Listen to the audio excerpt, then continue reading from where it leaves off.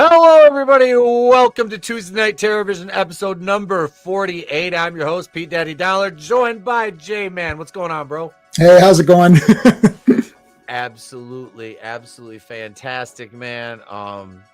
We watched this movie last night. We're reviewing Bad Taste from 1987 tonight by Peter Jackson. Beautiful. Yeah, it's it was a fun watch, to say the least. My wife said to me, because she watched this with me, she says, "You've made me watch some bad movies." She's like, this is probably one of the worst movies you've ever had me sit through. I'm like, I thought it was funny. Like, it's super funny. That's what I looked at, and I'm just like, at first I'm watching going like, okay, and I'm waiting for it to establish itself tonally, which it doesn't take very long for this movie, for you to figure out what the tone of this is going to be. What's up to Hillam 29? Welcome, shalom. And it's Canada Day, so happy Canada Day. Happy Canada Day. That's fine. We can celebrate Canada Day here, as long I just refuse to recognize ham as bacon. Right. I went on a rant about that the other day. I was like, God damn it, ham is not bacon. I'm like, if I have one beef with them up there, it's ham is not bacon. I'm like, aside from that, we're cool. I don't know, we have bacon and it's different, like sometimes there's that female bacon which can appear. Yeah. So there's like that whole thing, but female bacon sandwich, man. I used to have a place across the street. This is why I was 300 pounds. Where I used to be 300 pounds across the street, they made and they'd give you like 8 piece, and then whatever toppings you wanted, it wasn't like a topping, it was like a layer. So you want mayo, it's a layer of mayo, and then you want tomatoes, it's a layer of tomatoes, and you want onions. So it ends up being like you literally, and then it'd give you some fries, and it'd be like a giant, massive mountain plate of fries. That's what I'm talking about. I know I went to, there's a little diner in the town where I used to work at one of the car dealerships. And I went in there with my buddy Nino, and we ordered lunch. And the hamburger I ordered, it was like the biggest burger they have. And no shit, it comes out, there's a knife sticking in it. It's like that big. Right. And there is I ate the entire thing in a basket of fries. And the waitress is looking at me, and she's like, at the time I'm about 225. But she's like, where do you put? I was like, I eat, like today, I've eaten 8 times already today. Like, oh my God. I'm trying to gain the weight back I lost during that fast for that goddamn colonoscopy. I lost like 10 pounds. Yeah. And I'm like, I'm trying to gain that back now. So it's like today was an off day from lifting. So it's like just eat all day. Yeah. But what's up, Courtney? Good to see you. Courtney. It's Courtney's Fellowship of Oddballs. It's been a long time. Good to see you in the chat. I'm trying to think what else. We did a commentary for Patreon, which we're over there on patreon.com/wrestling with horror 420. You can check us out over there. We did a commentary for The Cellar recently, which is a very obscure end of a decade 1989 creature horror movie that is so like irreverent. Right. We live streamed the watch of it, and I'm like, there's nobody that's gonna watch this stream. This is basically for me. I got that on VHS, that movie. There's very few people that aren't like hardcore horror fans like us are like, hey, have you seen The Cellar? Yes, I've seen The Cellar. I mean, it's not a great movie, but there's some cool stuff in there. Right. The animal looks good, and it's the first time I've ever seen Kirk Kilpatrick as a baby face, so to speak. Oh, he's usually the killer. He's always a villain. Even in Star Trek, he appears and it's like, oh, there he is, and he'll be a villain, and he'll be some evil, Kazon or Klingon or something.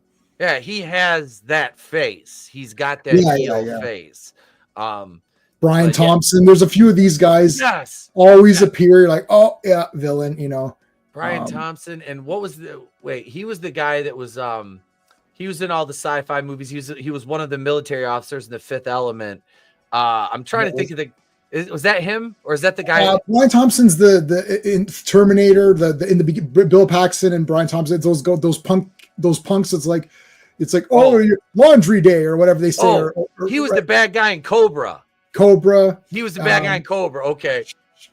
Yeah, banging their group. They were Hulk Hogan's New World Order before Hulk Hogan was. They even did For Life in the movie. Go back and watch it. It's there. I own that one on DVD. That's one I have a recording off television or off HBO on that, and then I have the copy I bought on DVD probably 20 years ago. What's up, Bone? Good to see you. Good to see you. I love seeing these names come back into the chat that I haven't seen in a while. Welcome back, gang. It's good to see you. We've got Nixon. we've got a great movie to review tonight. So without further ado, I'm trying to figure. I'll play the title card, but after that, I got some explaining to you. Here's the movie we're reviewing, folks.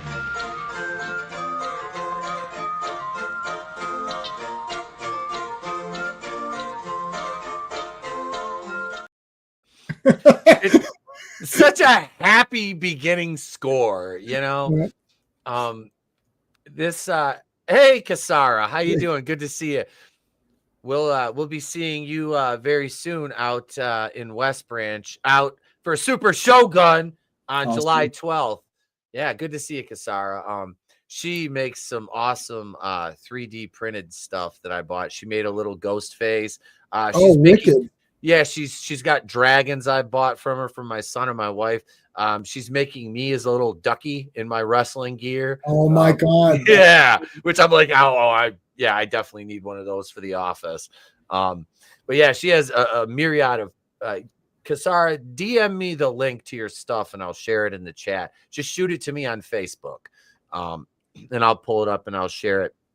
But yeah, we have Bad Taste to review tonight. And I want to start out with a clip that is just this opening where you have Barry and he is being chased. And my God, is it fantastic? Hang on, I'm gonna take I want to take the Bone has never heard of this, but this is Peter Jackson's first movie. Oh my God. Here, this is the chase sequence, and I will happily take the copyright for this one.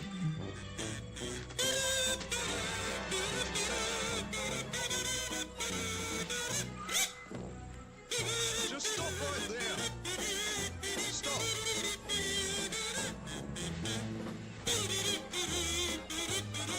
This is definitely your last chance.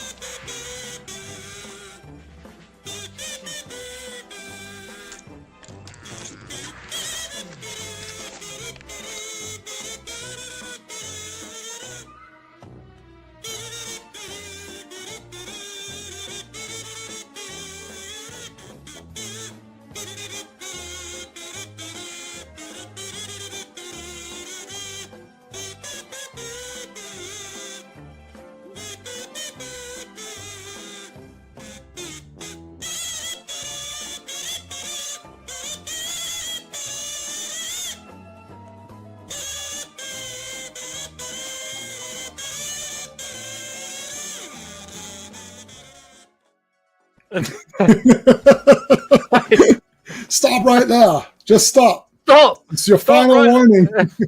Definitely your final warning. I'm like, dude, this guy obviously is not listening.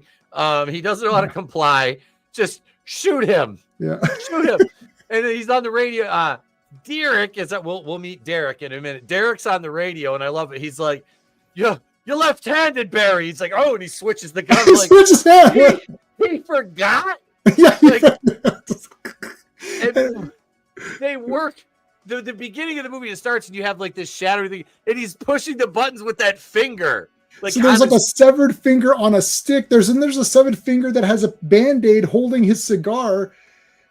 Like, what is that? And then it's like the queen, mom, and the boys, and he presses the boys that this is a job for real, man. To hit the boys, but they're so clumsy and goofy. And like, so Derek is Peter Jackson, so that's actually Peter Jackson. Derek, And Derek has one of these people, we'll call them for now, Sure. Who's got a snare trap around his ankle, and he's hanging off the side of a fucking cliff. That's also Peter Jackson. Yeah. He's playing dual roles in this, which was funny because like he gets a pretty gruesome demise later on in the movie as the Robert. Robert. I like the names of these guys. It's like Robert. Like, way to fill the bowl up, Robert. Oh, that was that was gross.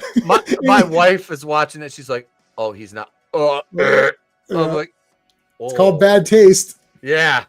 Oh God. Yeah. But yeah. So he's this guy. Barry's just walking in this town is like abandoned. You're like, what the hell is he doing? And he's in radio. And I love they're supposed to work for this like government agency, and Derek's radio is like cobbled together with like duct tape. Yeah. It was so funny. But I looked at the budget, it was like $25,000. Right. And they definitely used every penny of that on I guarantee you there wasn't a red cent left to spare at the end of this. No.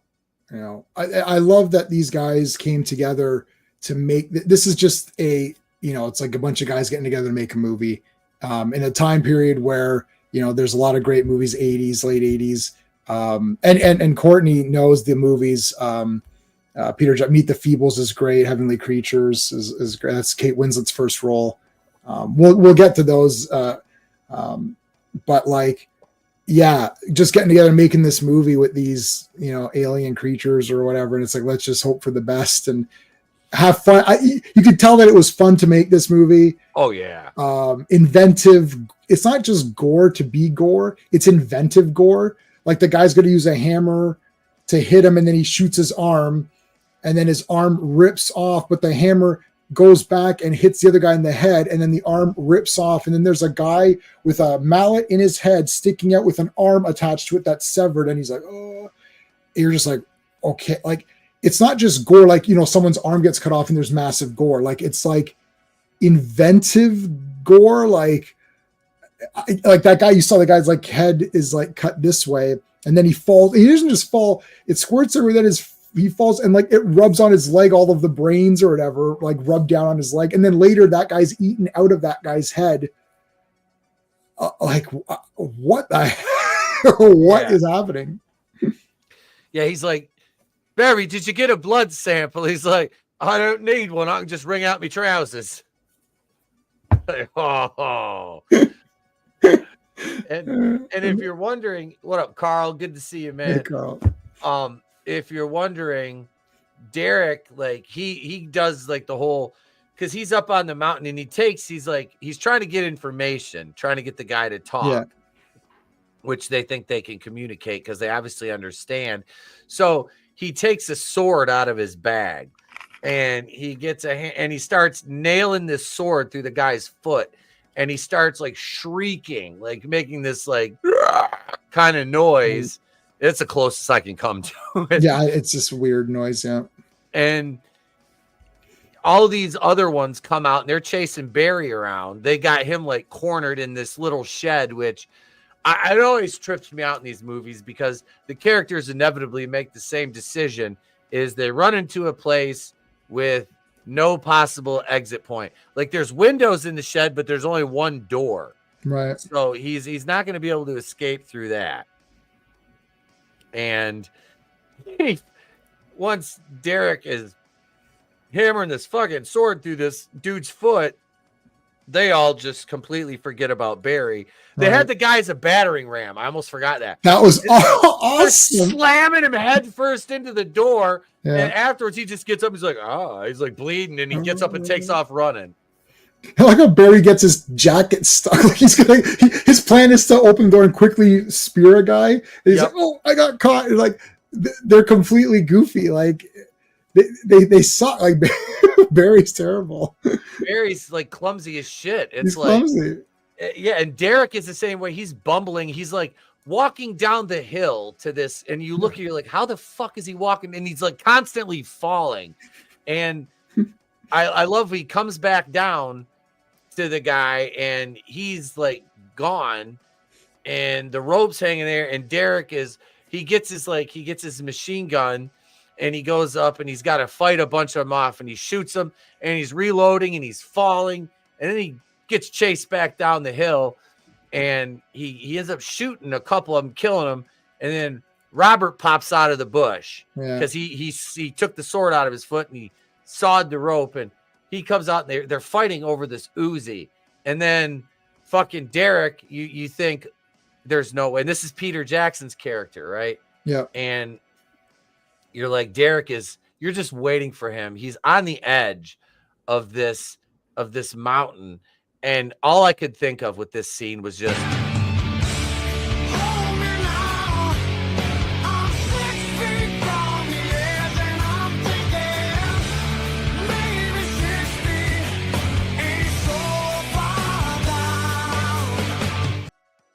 that was awesome. Slats at the bottom.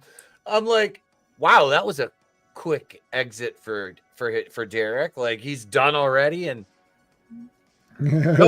no, this would be a recurring theme. Derek, it's like Palpatine. Somehow Derek returned. Yes. Except it was written better, and they knew how goofy it was for him to return after a fall like that. That they just went full. This is what I'm talking about when I say stuff like it's like they're just going for it now. They know that they can't make a high quality movie. I'll rate this movie fairly. It's not going to get a 10 out of 10 or whatever, but I'm rating it fairly, but I'm rating it against itself. This is how I rate a lot of these movies. Bad Taste is a better Bad Taste movie than, Star Wars is a better not Star Wars, the real movies, but Last Jedi's crap, but like pick something else, right? Like it's like they know that they can't make the type of movie they really want to make. They can't make a really high budget horror movie. So what they're going to do is they're going to make it as crazy and off the wall as possible so that you get an enjoyment out of it. And you walk away saying, that was crazy. Like, what the hell? This was so weird. And what was that about? And I don't get it. And this is, and at least it's a talking point. It's not just sitting there like this. And then the movie's over and you're like, I'll give it a 2 out of 5. It's like you're like, okay, your wife's talking about it, you're like, that was the worst movie ever. It's like, but you're not going to forget that drinking the barf. Like it sticks with you in the way that, that was kind of like, I kind of admire that, right? Like they just went for it. And Peter Jackson, this is why he put the work in. Like we can go through his filmography. It's like every movie he gets a little bit better. Even this movie, when Derek, that scene that you just showed, that was a good looking dummy.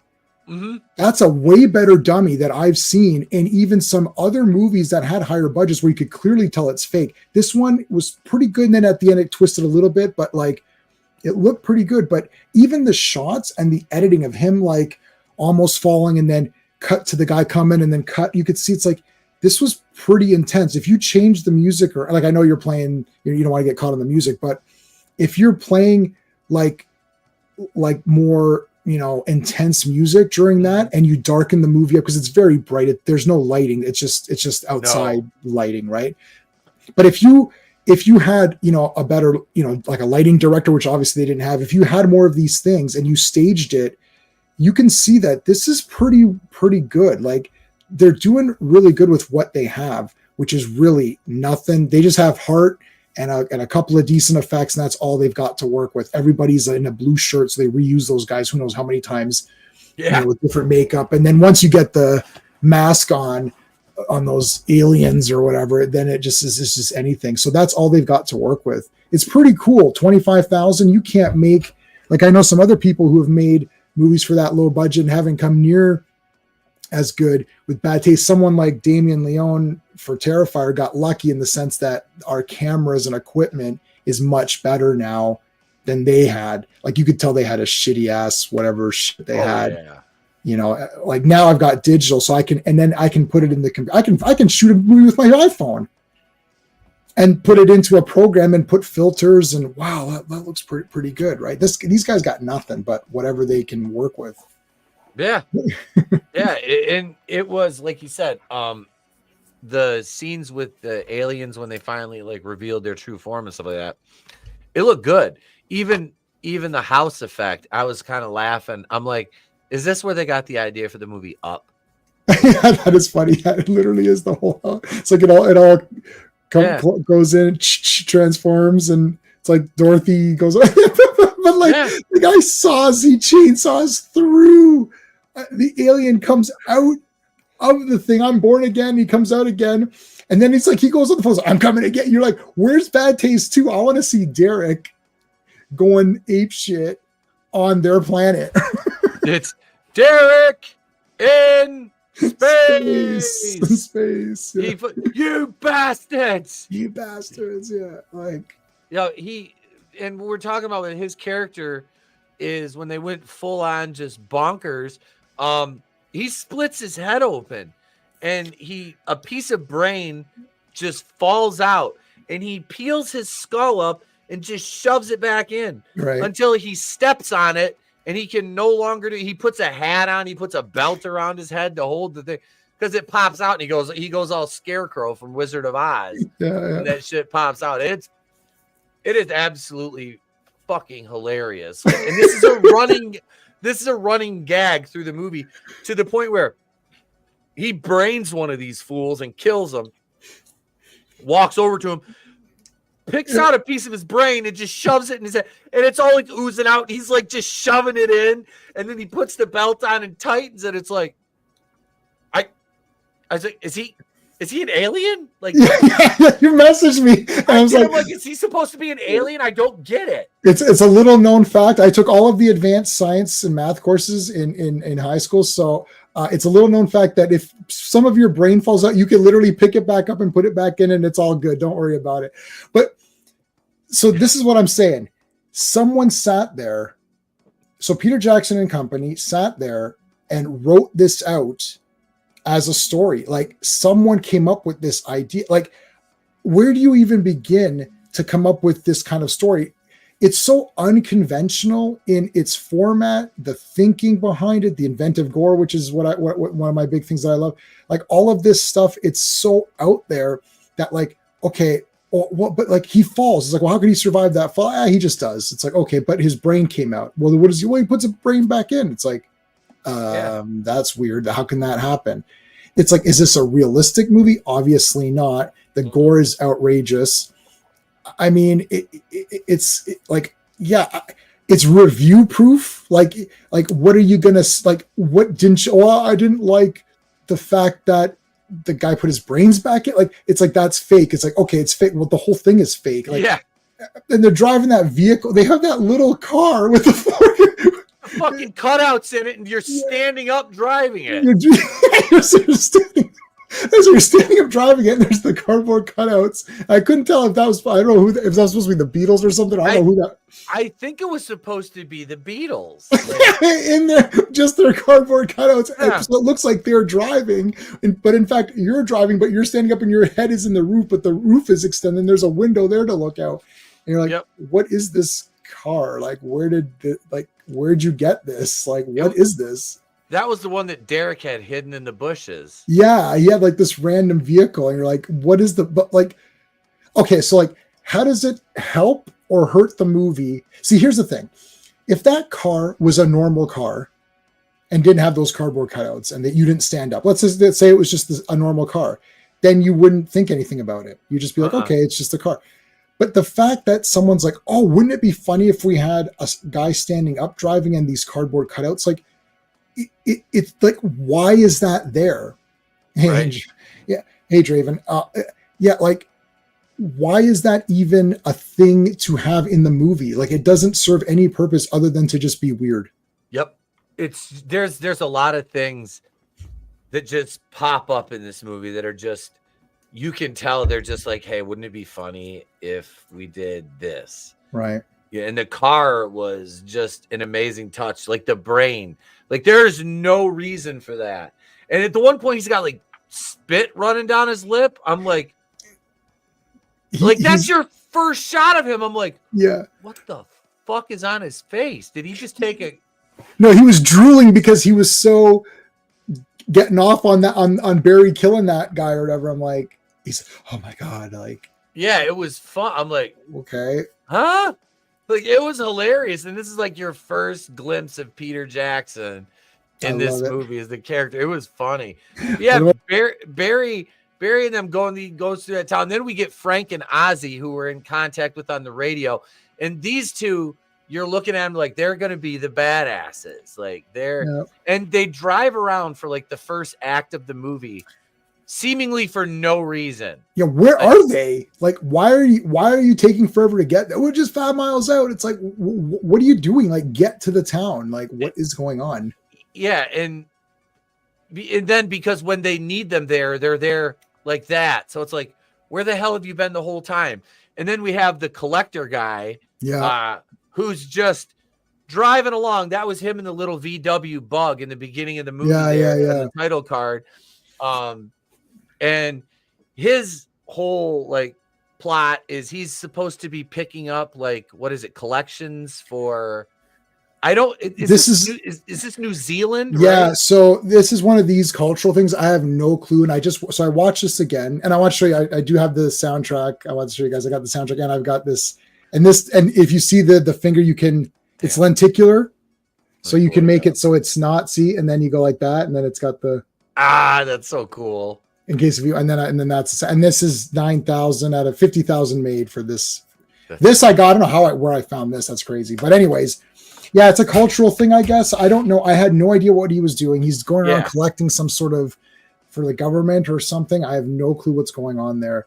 The point is that the town is deserted. It's a guy. There's no love interest. There's no women because they're not going to, I don't think there's one female at all in the entire film. I don't think there is is there any females? No. It's like, they can't, it's like a bunch of, it's like, you're a bunch of guys get together. We want to make a movie. It's going to have shooting and killing and stabbing and decapitations and drinking barf. Do you want to be in it? And all the girls are like, no, I don't want to be in your loser movie. Right. Like, so there's like, fine, we'll make it on ourselves. And that's literally, I think that's what happened. Probably because it's such a weird, like, can you picture trying to get a female like co-star in this? Like, hey, this is what we got. Like, probably like, I imagine Peter Jackson was like out of film school, like if you had to be, it's like very young in his career, trying to recruit female actresses for this. Like, explain this concept to me one more time. Like, where, like, nah, But yeah, this is the movie that you would make with your bros. Like, we're going to fucking fight aliens. We got machine guns and a rocket launcher, which I love when they open the car and Ozzy goes to the box. He's like, no, Ozzy won't be needing that.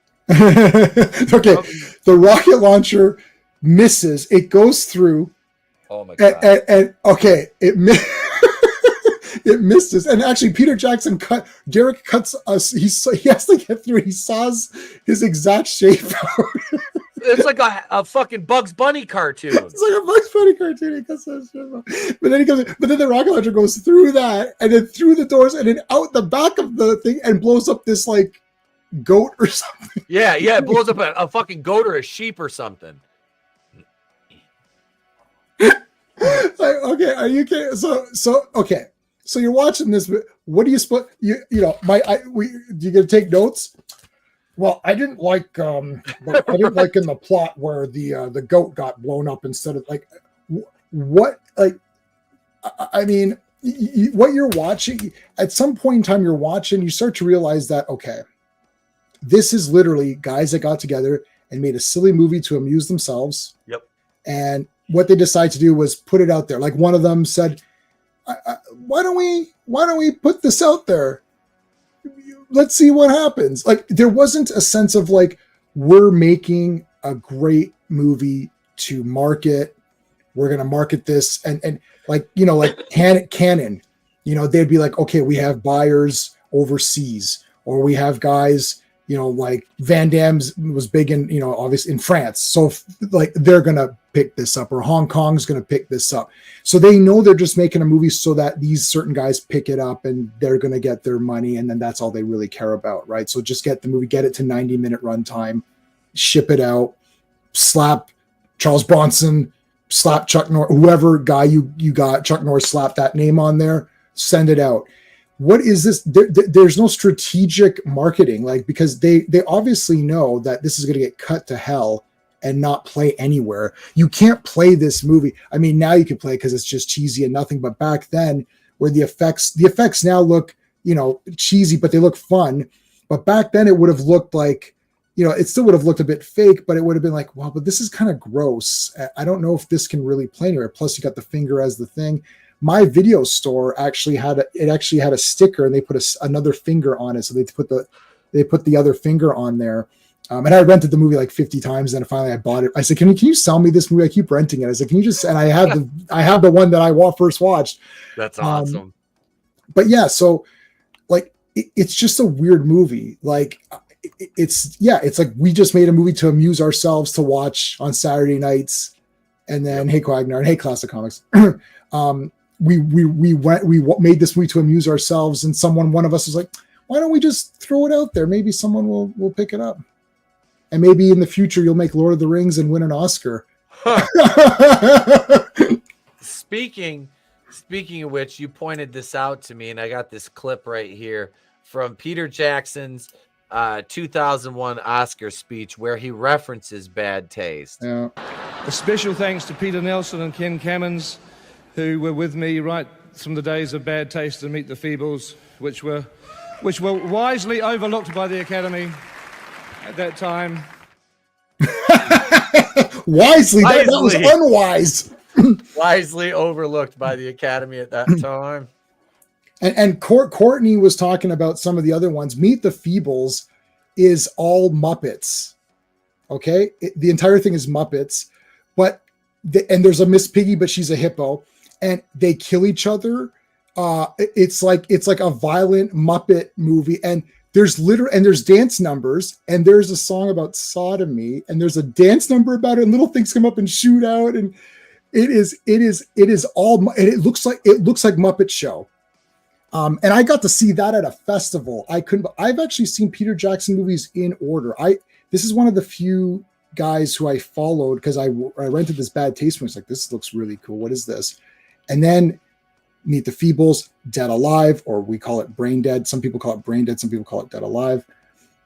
Heavenly Creatures, Kate Winslet. He discovered Kate Winslet. That's a great movie. But Heavenly Creatures is more conventional. It's a period drama. It's a drama. It's a kind of a period drama, but not exactly. And of these two girls that murder one of the girls' moms, it's a true story. It's based on this girl's diaries. But in that movie, they create this magical world. And in the magical world, everyone's made out of clay because they make clay figurines. So the clay figurines come to life and murder and kill each other. So it's weird. It's Peter Jackson's spin. And he did The Frighteners, right, with Michael J. Fox. I don't know if you've seen it. Yeah. A long time ago. I saw that in the theater. I'm like, Peter Jackson, Fright. I was like, and I was like, this guy has gotten so big. And then King Kong, right? Yep. And then and then when they start saying Lord of the Rings, I'm like, I can't believe that I've been following this guy's career in order. One of the few, because Cronenberg I didn't follow in order. I saw them however I could. John Carpenter was my favorite. I saw them however I could. But Peter Jackson I followed actually from making like in order. And not even Sam Raimi in order, because I saw Army of Darkness before I saw Evil Dead 1. So it's like this guy. And my friends are thinking, he's making Lord of the Rings. Like, this is crazy. Like, how is this going to happen? And because he proved himself by making a crappy little movie, and then a crappy movie that was a little bit better, and then a crappy movie that was even better. But there's imagination. Every movie, imagination, blood, sweat, tears. Worked his way up. Michael J. Fox, getting him. That's a big opportunity for Peter Jackson, right? Now they just give big movies to anybody. Oh yeah, here, make this movie, and then the movies are not good because these people don't have talent or passion. Peter Jackson clearly had passion for this Bad Taste movie. They did it for fun. The next movie, again, a little bit better. A next one. Then you get to Lord of the Rings. Then you win an Oscar. And then when I'm watching him, I'm like, I got choked up a little bit. I'm like, I can't believe. And he mentioned Bad Taste. I'm like, I can't believe this is happening. Like, this guy really worked his life out to get to this epic level. And everyone else that's given these opportunities now, look at Sam Raimi, Spider-Man. He moved up. So Sam Raimi, Evil Dead 1. It's like it's like Evil Dead 1 is like just a couple of steps higher than this movie, right? Like, yep. And for him, and he's doing big mega $1 billion. Spider-Man 3 made like $1 billion. Yeah. It's like, and even when he was doing like, some of the stuff with the bigger actors, Simple Plan and whatever, you're like, wow, this guy has gotten so high. Like I'm thinking Darkman and Army of Darkness. And now this guy is up for awards and making $1 billion. Like I would never have thought that, the guy from Army of Darkness is, This says from the director of Lord of the Rings. I mean, this is the absolute hilarious. Like this is it's like what? And that's the thing with Raimi. Yeah, is like the same thing with Peter Jackson. Man, you look at and you never expect that. Yeah, because Evil Dead was, hey, we're asking our family and friends for money and locations, and wasn't that his mom's Delta 88 or something like that? It's his, I think it was his, like he got it from his dad, perhaps. Yeah. And he puts it in every movie, and Bruce Campbell hates it. He thinks it's a hunk of junk, but they always make fun of it. It was in Spider-Man. It was. Uncle Ben is driving that car. Yep. Okay. And to keep Bruce Campbell from and Rob Tappert and all those guys, to keep them going, like Bruce Campbell's in Spider-Man, throwing him in Xena and Hercules and all that, like even the music, and same with Peter Jackson. He said those guys were with me from Bad Taste. Can you imagine? They're sitting there saying, Pete, you just won an Oscar, remember? And they're sitting there maybe having a drink and saying, remember Bad Taste, buddy? Wow, we were like snot-nosed punk kids just making some shitty movie. You're making $25,000 budget, and what was the budget for the first Lord of the Rings? Oh my god!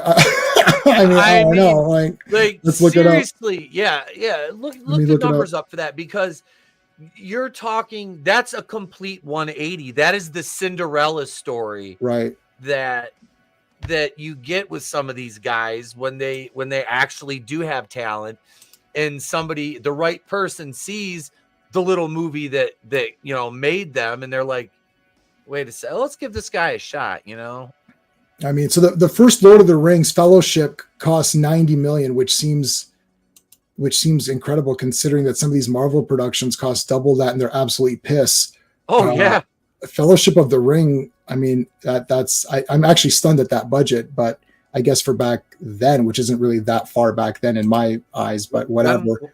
When was that one made? So Fellowship of the Ring is 2001. Okay. That's crazy. Wow. The years went by, 24 years. But God. I mean, that's a huge budget for back then, but it made 900 million or whatever. Right. Yeah. So like, Peter Jackson, like what movies have you made, Pete? Well, I made Bad Taste, Meet the Feebles, Dead Alive. And then, there's this little trilogy, I did The Frighteners, and this little trilogy you might have heard of called Lord of the Rings. Yeah. It spawned another trilogy. He didn't have anything to do with the Hobbit movies. No, he did the Hobbit movies too. I love he them. Did? I haven't seen the Hobbit movies. I have not seen those. I've seen all the Lord of the Rings. We watched the extended versions with my son. He loved them. I actually have a Lord of the Rings chess set. Oh, that's awesome. Yeah. I don't have the board. I have the pieces. Right. They were in a box that was at my parents' house that belonged to my commie sister. Mm-hmm. And I'm like, well, I don't want these to be distributed amongst the people. I'm going to take them. Right. And so they're on my shelf out here all set up. And I have the, hang on a second. I'm going to grab it. Yeah, that's awesome. Yeah. I'll grab a couple of the pieces, and I have a little castle. That is cool. Hang on.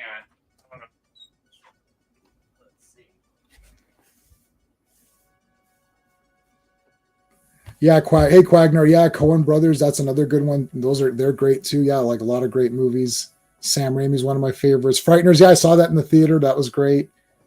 What else? I think I've seen every Peter Jackson movie in the theater that's come out in the theater. King Kong. Oh yeah, lovely. Oh, District 9, but he didn't direct that though. Tintin. Right. Yeah. Here's Okay, let's see. Let's see. Hang on. I gotta look at the name. I can never remember the name of this castle. What is it? Let's see. This is from Return of the King. Oh, Minas Tirith. Is Minas? Oh my God, that's crazy. Hang on. Let's see here. I'm big in this so you guys can see this at home. Whoa. But yeah, it's very very detailed, and Holy what a lot shit. and it's pretty cool because like it opens up and you've got your little Wow, that's crazy. Yeah. The tree and everything. Oh my and God. then on the bottom here's the Wow. Return of the King. Yeah. And then I was talking about the chess pieces, and I want to show you, like, you know how there's the grass up top on the if you can see that right there, the green. Oh my gosh, yes, I can. Yes, yeah, that's when they go out and talk. Yeah, they go out and stand and talk. Yeah. Oh my God. Yeah, it's pretty. It's pretty neat. This is another thing that belonged to my sister that I just took because I'm like, I don't want it to end up in a pawn shop somewhere, so I will keep that. And then, like I said, I just grabbed a few of the random pieces here. Oh my God, that is awesome. Yeah, they're very, very detailed. Yeah, so that's one of the trolls and stuff. Yeah. Oh yeah, that's one of the orcs. Yep. I think that's one of the orcs. Yeah. Yep. And here's I think one of the ring wraiths or whatever. Yeah. Yep. Yeah, my sketchbook, that is from the deluxe DVD set. I think my mom bought that actually. Oh, awesome.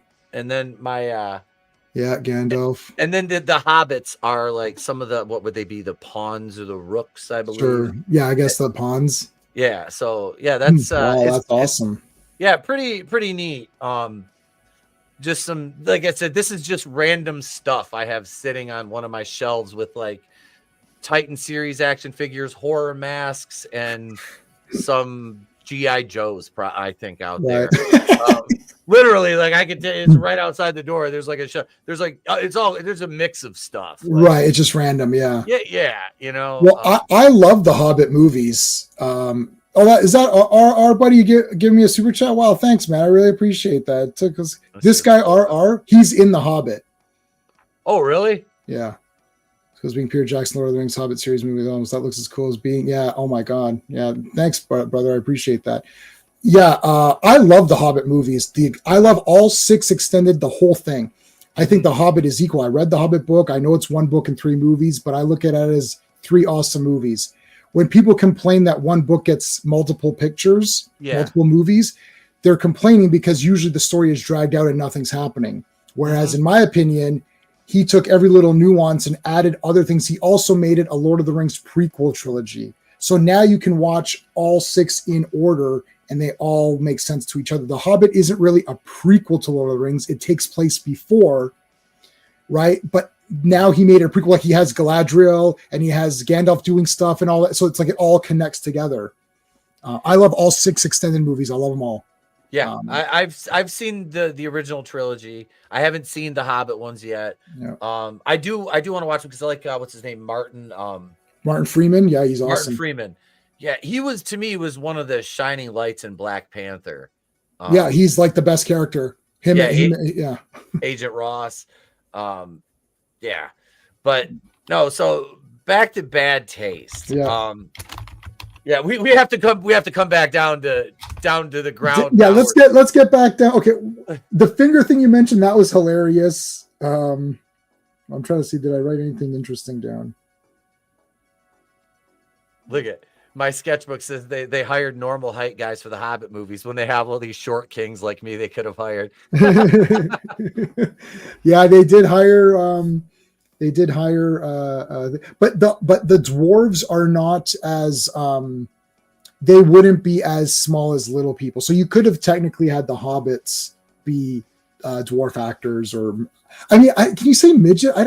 Yeah, you can say midget. Okay, I worked a midget wrestling show. Yeah.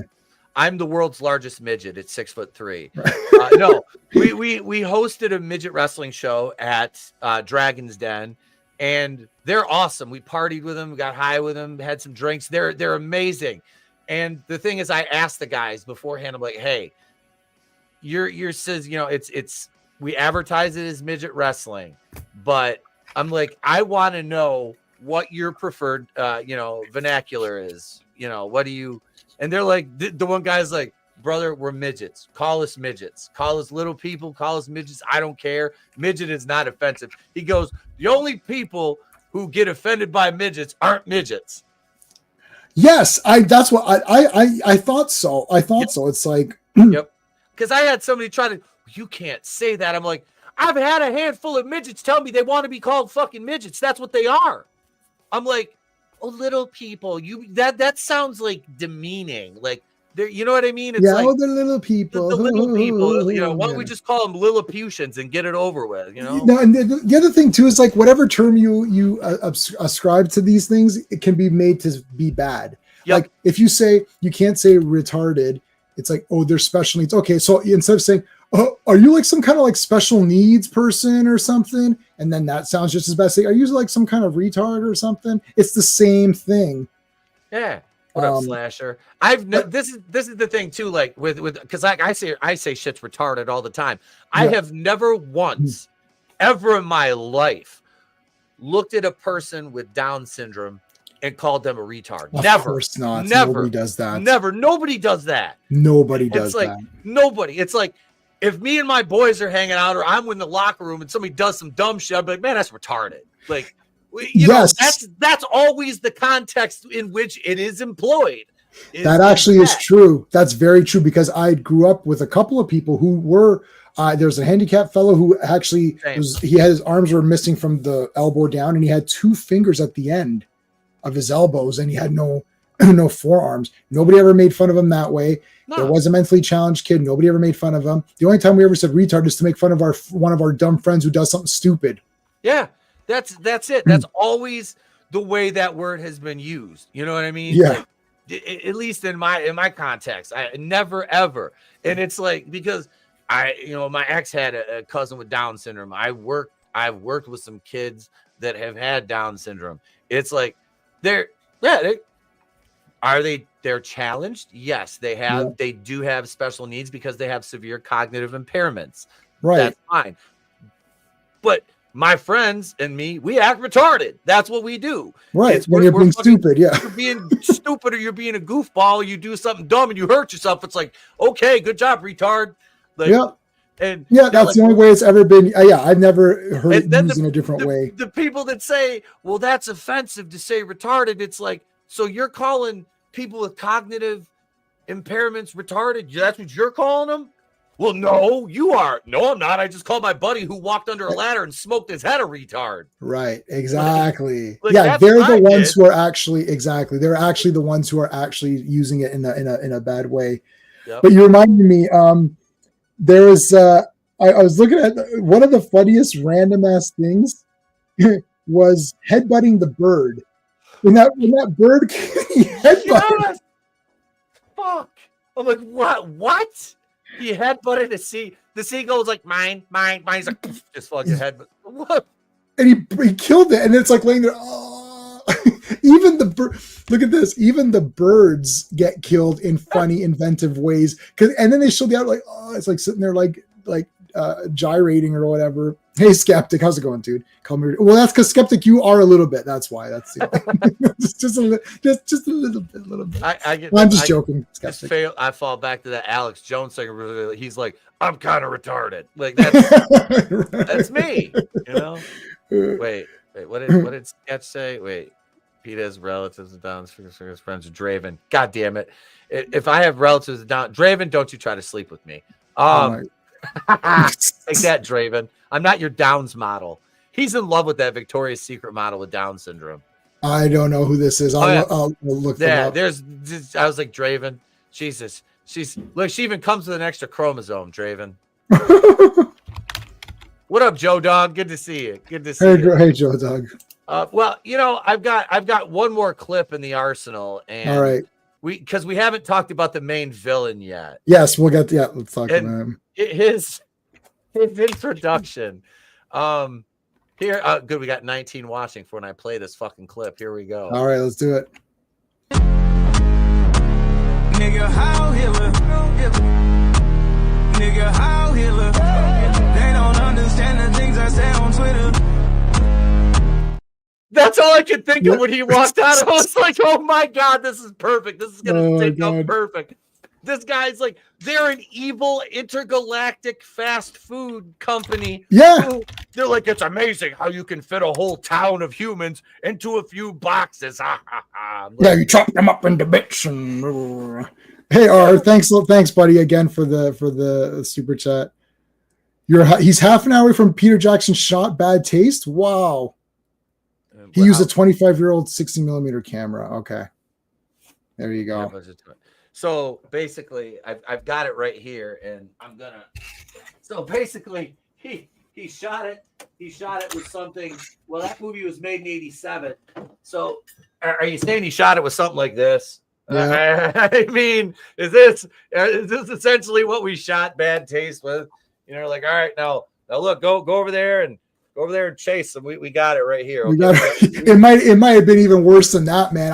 We got the shot. Yeah. There's probably not a lot of second takes. There's no. Some of the dialogue, which doesn't require budget to do good dialogue, is funny. Where the first guy's walking, he goes, "I can't shoot him, Derek. He could be like a ministry of like a government employee." He's like, "Nah, he's moving too fast." Because he's like hobbling along. Yeah. He goes, good work for the government. He's like, oh, look, he's moving too fast. I love how they all like run in line too. Like they're all wearing like prison uniforms. Yeah. It looks like they all escaped from Shawshank Penitentiary. So I need to see Andy Dufresne is in there somewhere. Hopefully he didn't choose taco night to escape this time. But what they speaking of food, that scene you saw there with them all gathered together, Robert prepares a special treat for them all. He vomits into the bowl that one of the agents, Frank, they kill one of them in the kitchen because they all put their ninja gear on. Right. They're all murked out and they sneak in and they're going to try to save the little collector guy because he got captured in what was the slowest chase scene in the history of cinema. Dude, at one point he stops, turns around, flips Robert off, and then takes off running. And then the car won't start, and he's got his sword sticking in the window, and he's like this, and it's like right in front of his face. Right, he's trying to roll the window up. The car won't start. Yeah. It was a goddamn hilarious movie. But no, they all drink Robert's vomit. And the main guy's like, good job, Robert. And he's like sitting on the floor. Bitch. Aren't I lucky? I got a chunky bitch. It's still coming out of his mouth. He's like, he's just sitting there on the floor. Oh, God. That's still gross. I know, it's fake and it's like neon green, so you can tell it's obviously fake, but it's still gross anyway, just because they're drinking and enjoying it. Remember when was it Derek? Or I can't remember who had the gun and he pretended to shoot. He's like, The guy's like, what? Do I get hit? He made the noise. He's like, and he just stops and he's like he's moving and then he looks at himself and he's like, oh wait, there's no bullets. There's no bullets. I'm good. It reminded me of Peter Griffin when they're all shooting. He's like, that's just what that scene reminded me of. Remember also another thing, I couldn't help but now I hadn't seen this movie in a long time.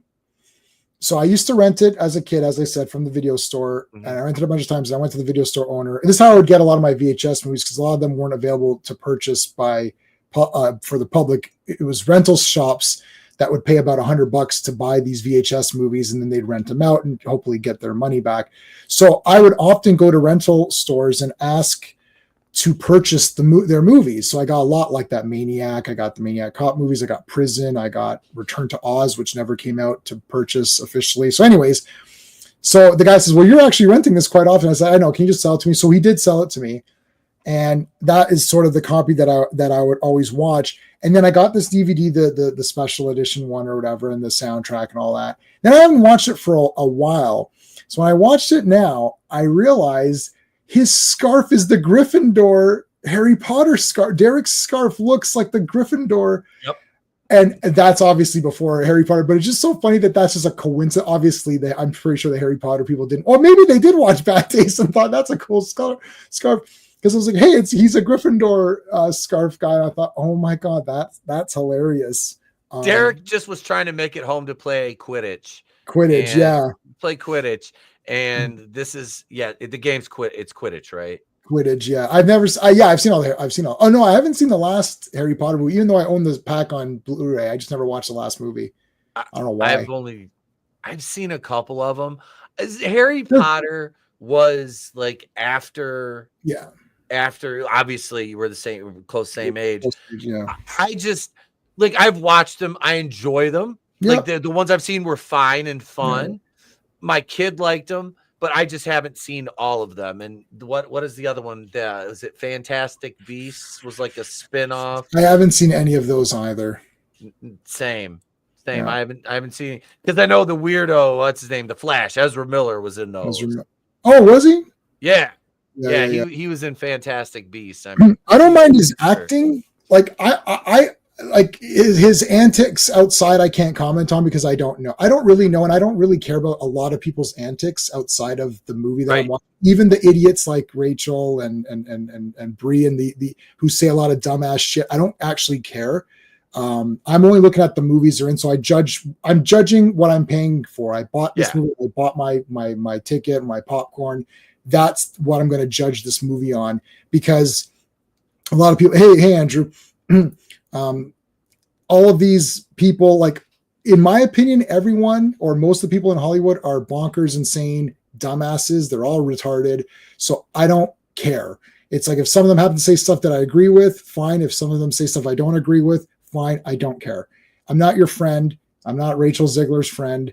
Right. So I don't give a crap. If she was my friend, I'd say, shut your mouth, you dumbass. You're ruining your career. But she's not. Yeah. So I don't care. I'm only watching the movie. Anyways, I'm not going to go see. I didn't see Snow White. I'm not going to, because I don't care. But it's because I don't care, not because what she said. Yeah. But I don't care about Snow White. I watched the original cartoon as a kid. I thought it was really good. It's a nice cartoon. That's it. They ruined their own legacy of that movie themselves, because that movie is not the book. That movie is not the book. It's a Disney movie. It's classic. It's a historical relevance for being an animation, the first animated movie in theaters. They're ruining their own legacy. That's on them, not on me, and I don't care. Anyways, but this movie that I do care about put more effort in, right? Like that. I'm just looking for effort, because people say you horror, like they say, you Star Wars fans, you Marvel fans, you horror movie fans, you pick your genre. Oh, you're never satisfied. I know. I'm not saying that every movie I watch has to be this super masterpiece. I'm not giving this a 10 out of 10. I'm not giving this a 9 out of 10. I'm not giving this a 7 out of 10. I'm going to give it a very good, I'm going to give it a good score based on how well they tried to do what they could do at that time. Right. Clearly, they put in the work. They made an effort. And Skeptic Stream, Harry Potter's awesome. Do you like it at all? I do. I don't dislike Harry Potter.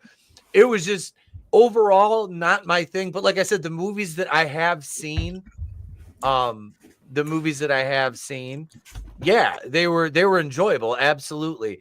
The new casting, they've now made it impossible to call Hermione a mudblood without somebody saying it's racist, because well, it looks like they cast either she's like mixed ethnicity. So I'm like, but in all seriousness though, I'm like, knowing the way Hollywood is, I'm like, because the mudblood thing that's a big part of the story. I know that.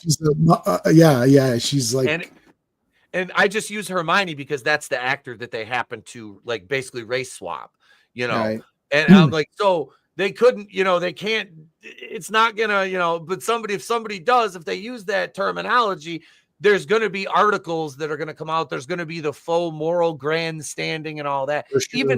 I think even if they use the term in general and not even necessarily directed at any one of the characters. And like I said, the only reason I use her is because they race swapped her. And I'm like, the way, because it's always the ones that complain that have the most to hide. It's like, me doth think ye protest too much about something. Yes. It's like, let's see the skeletons in your closet. They're also untalented and never created anything. Anyone who's okay with changes has never created something themselves. That's the problem. And because of this lack of creativity and imagination, they can't imagine anything other than just swapping little pieces around, chess pieces, as though it doesn't matter. I've created many characters. I've written stories. They're all on Amazon. Go to my channel, get the links. But like, I've written many things. And if someone wants to adapt something, I need to be there to say yes or no to that. And if I'm dead and they're adapting it in a way that I don't like, it's like, well, that's bad on them. They should make something themselves.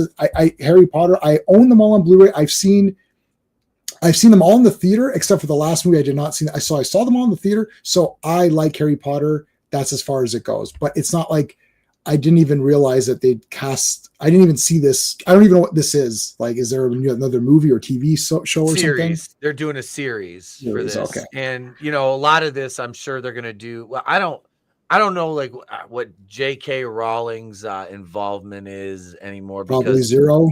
They've made her public enemy number one because she believes in science, we'll say. Right. I don't want to get hit because I got struck for this a couple weeks ago, had a stream taken down for cyberbullying because what did they call them? We were mocking inalienable traits, I believe was the terminology YouTube used, which let me just be clear. Me not placating your delusions is not mocking an inalienable trait. And that verbiage isn't even correct the way YouTube used it.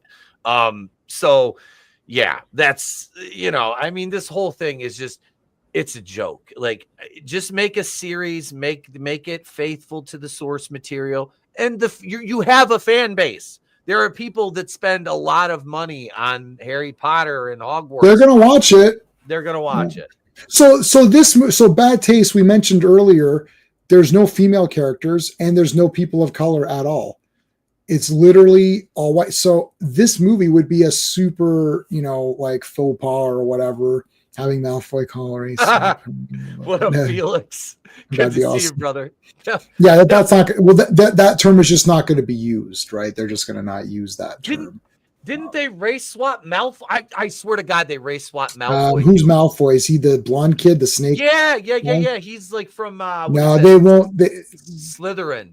So they're not going to race swap that guy because he's a bad guy. So they won't change him around. Yep, they made Snape a black guy too, which they. Oh yeah, I saw that. I did see. Yeah, that was the first because they showed Alan Rickman's face and they said this guy's now going to be this guy.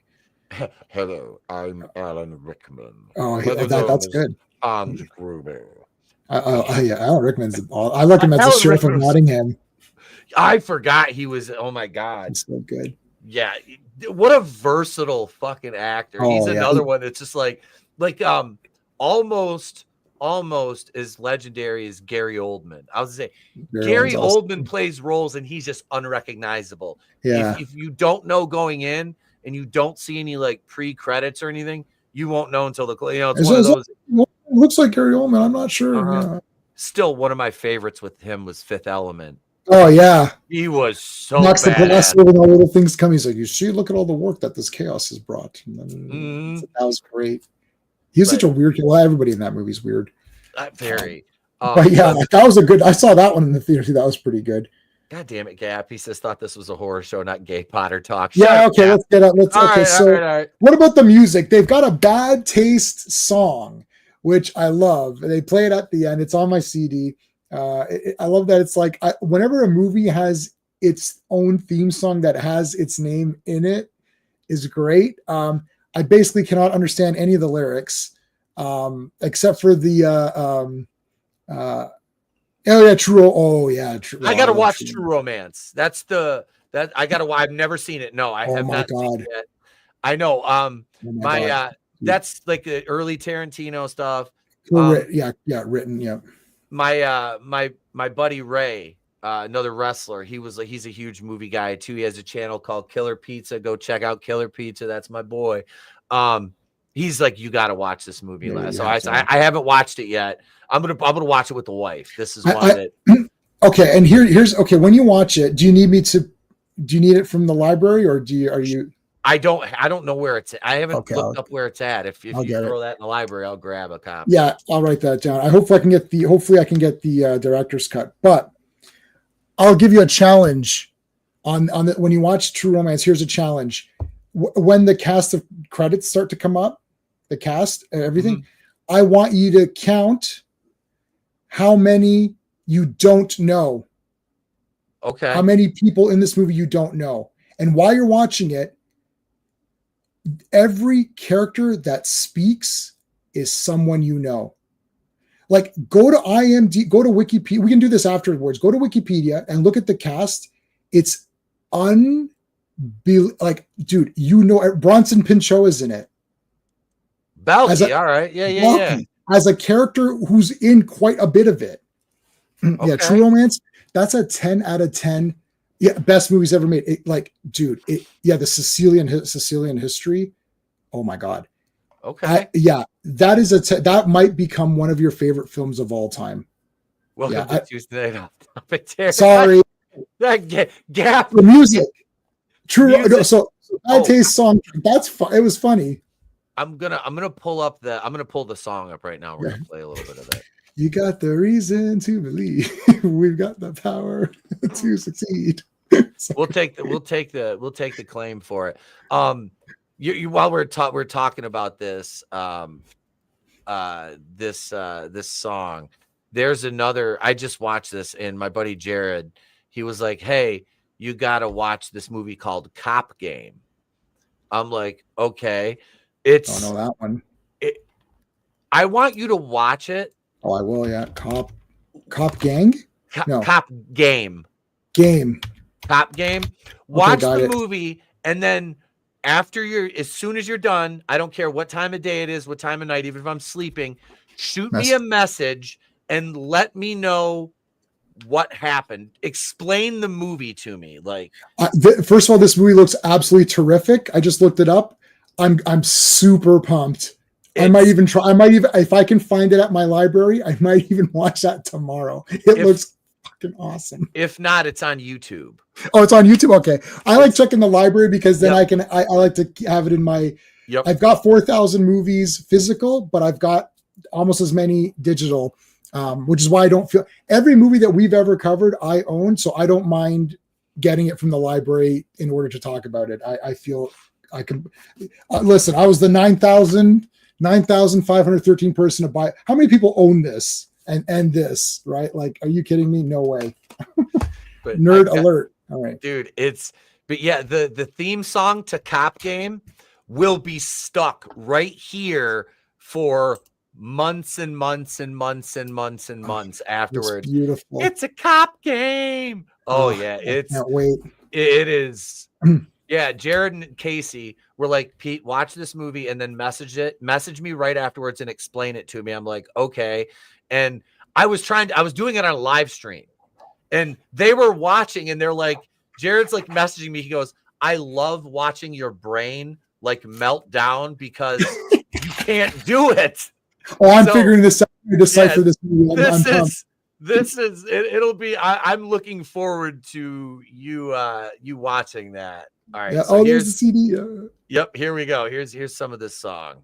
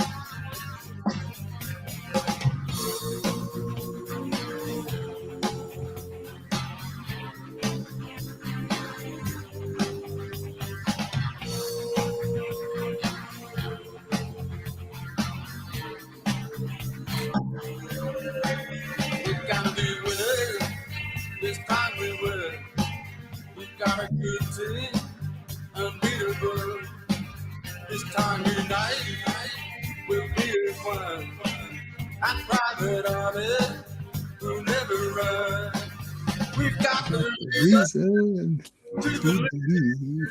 We've got the power to succeed.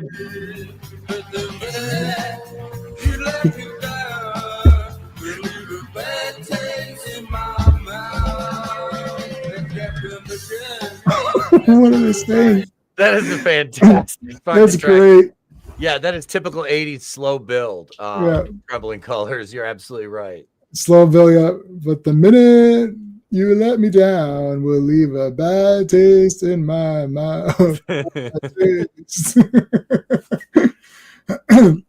That sounds like what they did years too. They put an extra finger on the box. VHS. You know, my VHS collection. Most of it is in a storage in my storage, because if I bought the movie on DVD or Blu-ray, then I don't, because I'll just keep, if I kept my doubles, I never sell anything I sold about 1,000 movies to get rid of them.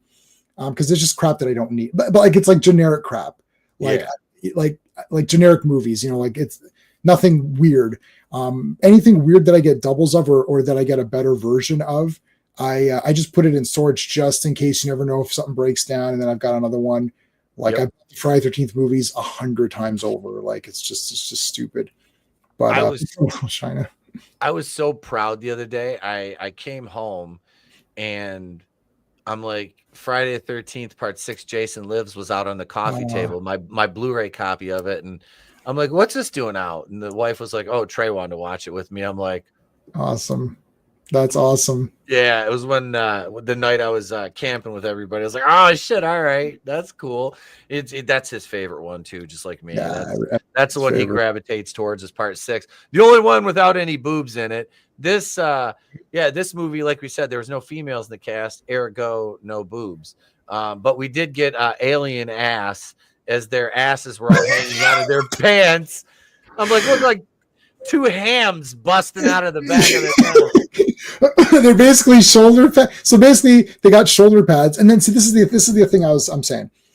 So someone had to come up with this idea to say, oh, let's give them the butts as well, and it looked like they got to take a dump, like they're like when they're humans, they're walking around completely normal, and then as soon as they turn to aliens, they can't walk normal anymore. They're back to like their butt sticking out or shoulder pads and whatever. But they do have fairly decent animatronics, I guess, in the mouth river. So you can tell that they made 1 or 2 good masks for your main guy or whatever, and then the rest were just the masks, right? Yep. But they had a decent looking animatronics in there. 25,000. Like I'm trying to think, like even so, the money back then. That's okay. So the money would have went further back then, I suppose. What would be the budget today? 25,000, and I guess that'd probably be like 75,000 maybe today. I don't know what the conversion would be like going to today. Let's see. Hang on. Like here's a shot of some of them right here. Yeah, there's some of them. So some of those are clearly just masks. And then one of them are the main guy can talk and stuff. Yep. It's Anchor Bay Quagnar. That's the one I have. Yeah. Limited to 50,000. So they did think 50,000 people would want to buy this. So that's good. Meet the Feebles.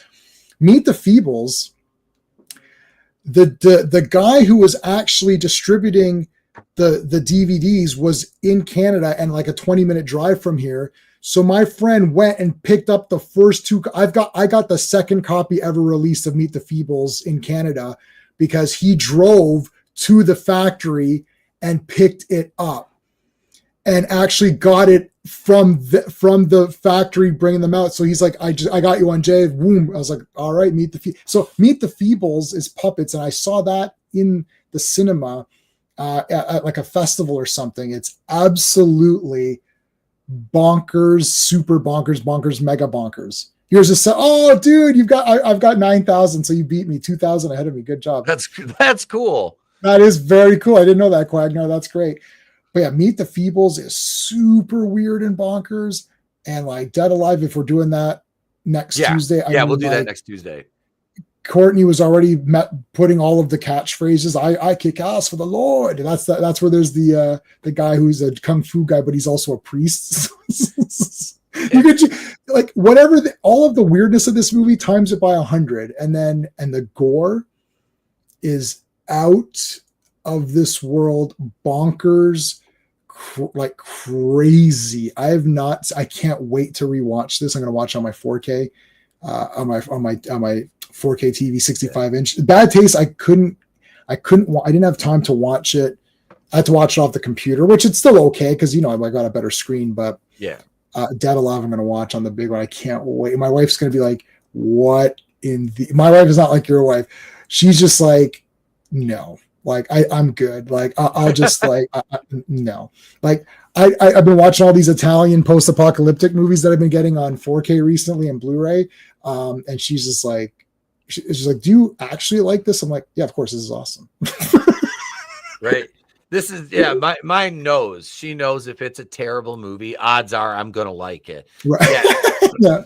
She'll be a good sport through, like, it's the only one, and I finally made her sit through it, was she made me turn off. We were playing euchre. I had some friends over playing cards. For those of you outside of the Midwest, euchre is basically spades. Right. And yeah, so anyway, we're playing euchre, and I was like, I'm gonna put a movie on. I was like, all right, so I throw on Miami Connection. Oh yeah. I love it, and that's like a party movie. Like, it's just fun, it's bloody, it's ridiculous, and she's like, I don't like this. Turn it off. I'm like, I looked at her. I'm like, what? You don't just turn it off. Hello, American Divorce Association for Men. I need a lawyer. I need a lawyer. Yeah. You should have done the Rambo one. You don't just turn it off. It's either that or hello, Thanos. Thanos. Yeah. Do it. Yeah, but that is those kinds of movies. That's a very specific audience, even more so than this. Yeah, I tried to get her to watch The Room with me. She sat through The Room. I looked. She finally did watch Miami Connection. She's like, this is, and she was like, okay, I'll admit it's really so bad. It's funny. I'm like, it's just goofy, thank you. That's what I was trying to get you to know. Like, 3 years ago, this movie is worth watching. Like, you watch The Room. How can you not watch? There's ninjas and cocaine and the mafia. It's fantastic. But no, the bad guy in this movie, the main villain, he's one of the heads of this fast food like chain or whatever in space. And yeah, he's trying to take off with the whole town's worth of meat. And he gets in the house from up without the balloons. And Ozzy and Frank and Barry have gunned down most of the henchmen. They're all dead. And they've saved the little I can't remember his Giles or something. I can't remember his name. The collector guy. I don't remember his name. Yeah, I can't remember his name. But they save him, and they're getting sucked up as he's retracting everything under the house for takeoff. And it's like sucking. Ozzy got shot in the leg. Like, that's the only scene from this movie I had watched before, was him getting shot in the leg, because somebody was like, I saw a snippet in a video. They were talking about it. And that was the only thing I knew coming into this, was like those characters, and he gets shot in the leg. But yeah, and it's like, just crawl off the fucking thing. What are you doing? You're to the edge of it. Like, why are you still there? But no, it was funny. Like, everything, like there was, like you were talking about earlier, like there's no way to review this movie like you would like you said, The Exorcist is a great example. Like Mission Impossible 4 or something. Like, let's talk about it. Like, you can't. You basically just appreciate it for what it is. Right. And the bad guy got his. I love when he hears the chainsaw. They're up in fucking space in the house, and he's called the planet, and he said, "Hey, I've got a load. They're stupid. Blah blah blah." He said they were gonna, basically Earth was gonna be, they were gonna be like cattle. And Derek just Geronimo's him, goes in through his head, comes out his ass, which I think this is where they got the idea for the rhino in Ace Ventura. The rhino.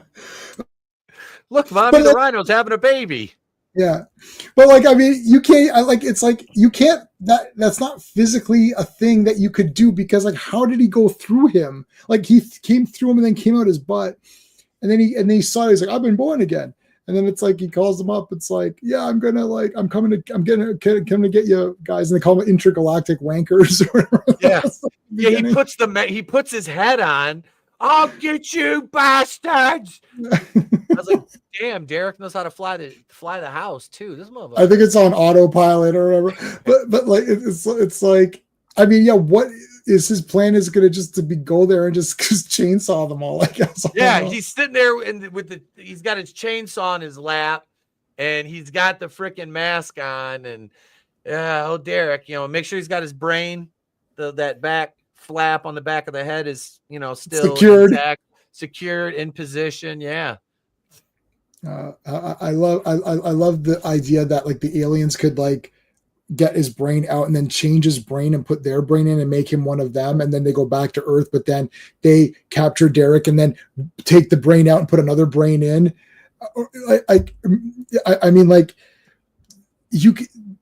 what I like this movie symbolizes what I like about horror movies, and this also is the reason why all the great directors usually do start in horror, because you can make whatever you want and you're not hindered by any rules. No, you're beholden to very few standards as far as the pushing the limits of reality and plausibility, right, in terms of real world scenarios when it comes to horror, which is a fantastic sandbox to be able to play in, especially for, like you said, somebody new who might not understand the nuances of drama or action or comedy yet, or have that, high adventure type movie in their wheelhouse, like Peter Jackson, who would later, go on to do like the King Kong movie. I think gets overlooked. It's good. It is. That's a really good movie. The creatures in it look fantastic. Yeah, it is. It's a great movie. And it's serious, and he maybe loves King Kong too much. Like he actually does it on this Bad Taste. I think it's either on the Bad Taste disc, or I think it's on the Bad Taste disc. There's home movies of Peter Jackson just doing stop motion. Like he loves Harryhausen, so do I. I have every Harryhausen movie and have his books and stuff, and he loves Harryhausen, and he just did it just for his own amusement. It's not to send out. Just for his own amusements, he would do these things to practice. And like you get someone who's doing whatever they want. And horror also pays back. Like as long as you have a decent story and okay gore, horror movies will usually make their money back and then some. So it's a lot easier to get a good horror movie, because a drama still requires some actor to be in it, because people who want to go see drama movies are trusting in certain actors. Yep. Like if you have Humphrey Bogart in a movie, they're going to go see it because, it's a new Bogart picture. I got to go see it. I don't care who else is in it? Well, I don't fucking care. Like I'm seeing it for him, right? My favorite is Cagney from that time. So it's like, it's James Cagney. Well, I'm going to watch it. I don't care. Right. So then you can showcase other people, say, that guy was really good. And then you can kind of spin him off. But a no-name drama that just comes out, it's like, it better have some kick-ass concept or something for people to get. But horror movies, you're just like, what? There's like a guy with a chainsaw cutting people, and then that's gonna be crazy. I gotta go watch it. Terrifier. It's just some weird clown face. Oh, look at this creepy clown face. I want to see this. There's no storyline. No. Like, right? Again, this is the Terrifier of its time, where it's just a nothing movie. It has some great gore effects. So did Terrifier. It has a very rudimentary plot just to give an excuse to have effects, and then you move on from it. Like Terrifier 4 now is going to make tons of. I can't believe Terrifier 3 has made this much money. What in the hell? So just the same thing. Stop motion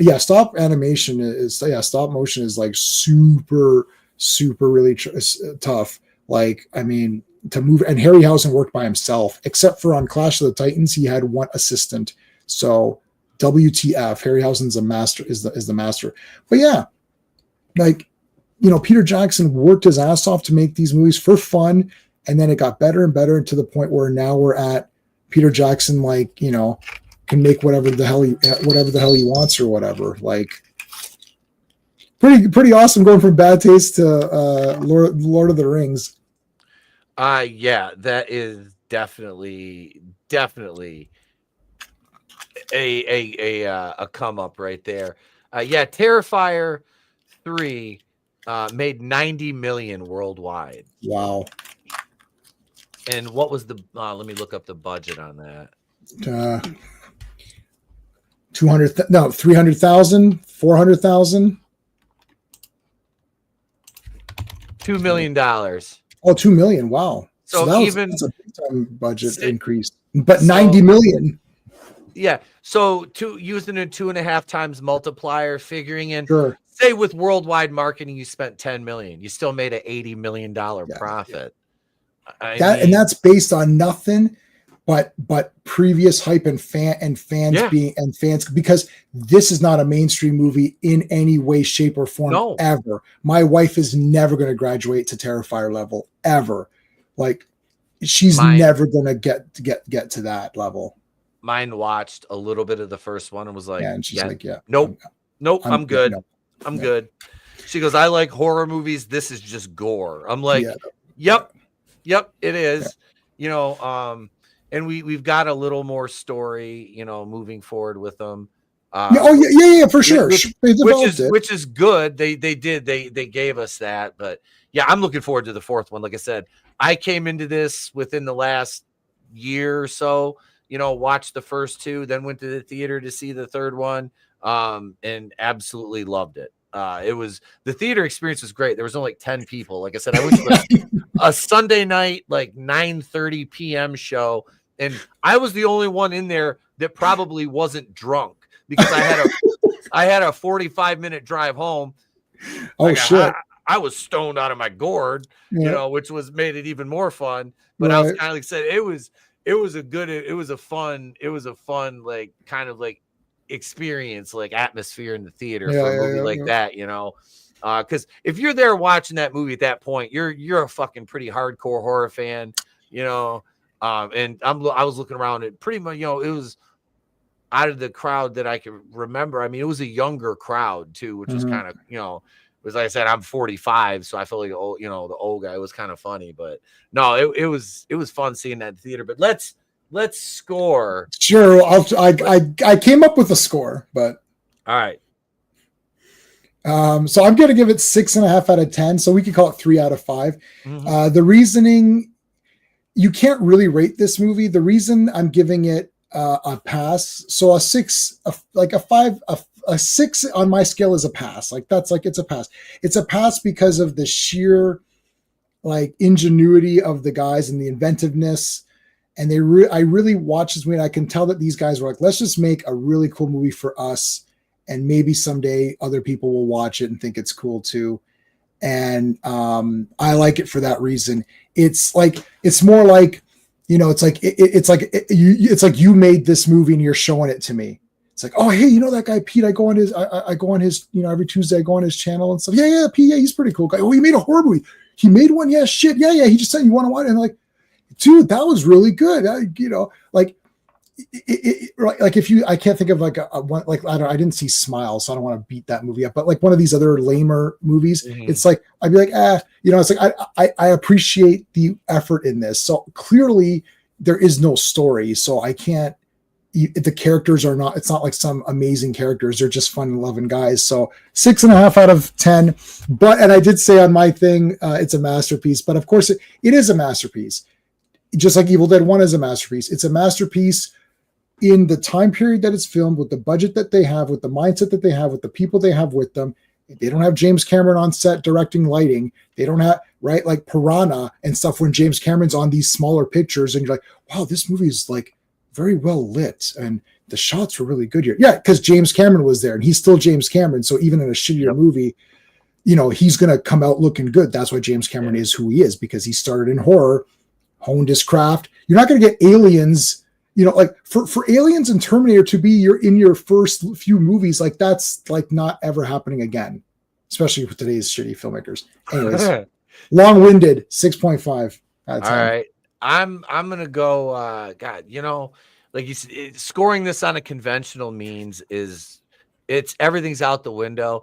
I'm going to go 3 out of 5 on this one. Because like you said, you take into consideration everything that went into making this and how it turned out. And here we are almost a couple years, almost 40 years later. Jesus Christ. Like, you know, 38 years later or something, talking about Bad Taste, which is Peter Jackson's first movie, and you know, goes on to win an Oscar and you know, become an acclaimed director. And this is where it started. Drinking barf out of a bowl, you know, putting his brain back in repeatedly. I mean, it's fucking fantastic. Like I said, I enjoyed it. I did. It's not high art. It's just fun. Speaking of movies that people put a lot of love into, we had director Nick Bergman from Wendigo. I got the movie. Did you? Yes, I got it in the mail. Well, here's Bad Things Happen Here is officially done. It's wrapped. Nice. And yeah, it says it's been a long, difficult road to get here, but we're finally done and couldn't be happier with the end result. We can't wait to share this movie with everyone.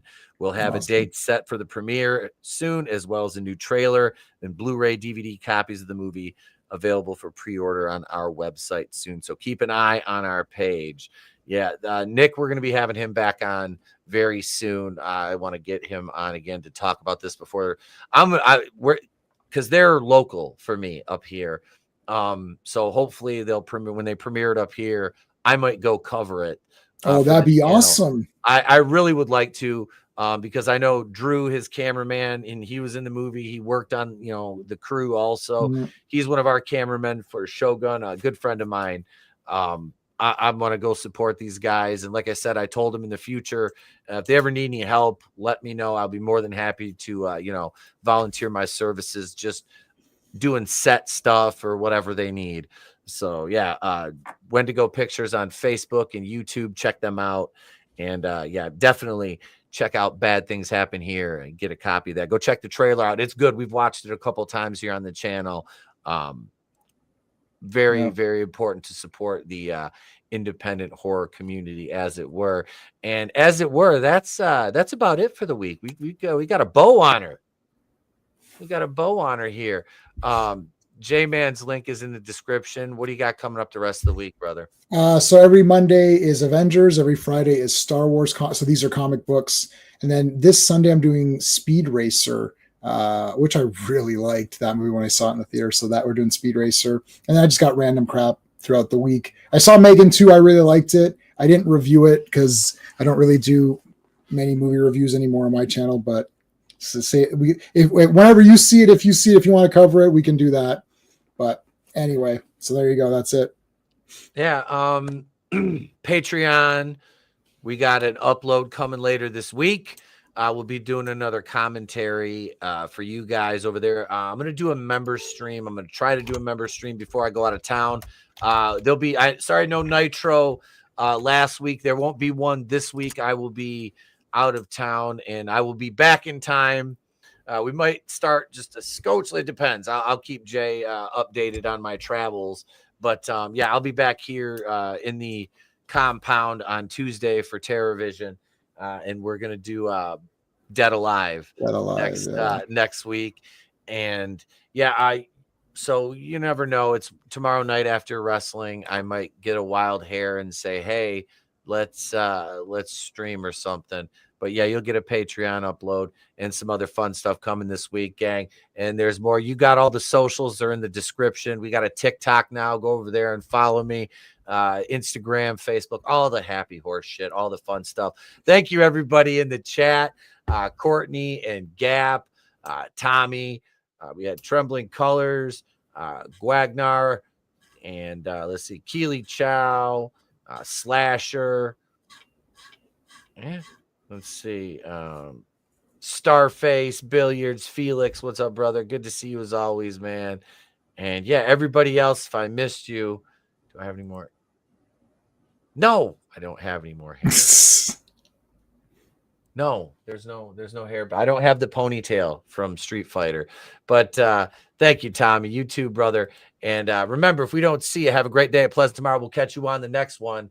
And it is always better to burn out than fade away. Deuce.